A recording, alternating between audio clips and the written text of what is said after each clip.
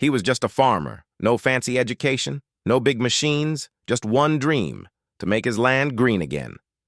His name was Arun, a small farmer from a dusty village where drought had become a way of life. Every year the sun burned the soil dry, the wells ran out, and the people lost hope. Arun watched his neighbors leave the village one by one. Some went to cities looking for work. Others just gave up farming altogether. But he stayed, because he believed there had to be a way. He tried everything: digging deeper wells, buying expensive pumps on credit, praying for rain. But nothing worked. One night, sitting under the dim light of a lantern, Arun looked at a leaking pipe near his old shed.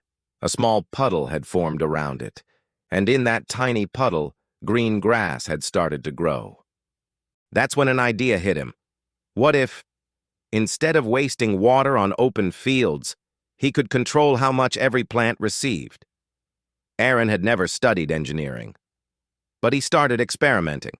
He collected old plastic bottles, broken pipes, and rubber tubing from scrap yards. His wife thought he'd lost his mind, but he smiled and kept working. Weeks turned into months. He tested, failed, and tried again. Sometimes the pipes burst. Sometimes the water pressure dropped. But slowly, the system started working. A simple, low-cost drip irrigation system, made entirely from discarded parts.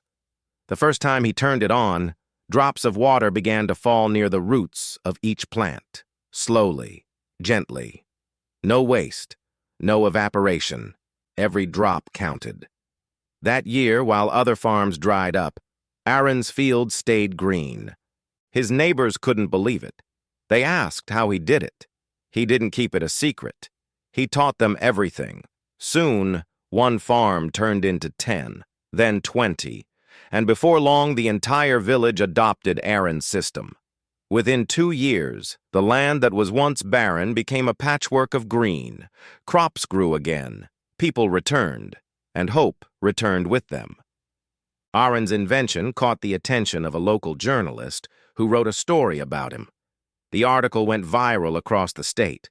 Engineers and scientists came to meet this humble farmer who had solved a problem they had studied for years. But Arun didn't care about fame. He just smiled and said, "I only did what my land taught me." The government later offered him funding to improve his design.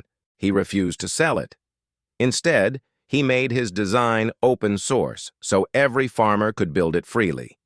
When a big company offered to buy the patent, Arun said, "Water doesn't belong to anyone. It belongs to everyone." By the time Arun turned 60, his irrigation system had been installed in over 4,000 villages. He didn't just change his own life, he changed the future of farming in his region. At the inauguration of a new agricultural center named after him, a young student asked, "Uncle, how did you learn to invent this?" Arun chuckled and said, "When you're desperate enough to save something you love, you find a way." Today, his story is taught in agricultural universities as a case study in innovation and resilience. But in his own village, they still call him something simpler: the man who made the desert bloom. And every time it rains now, Arun walks out to his field, watches the droplets fall on his thriving crops, and whispers softly, "It was worth every drop."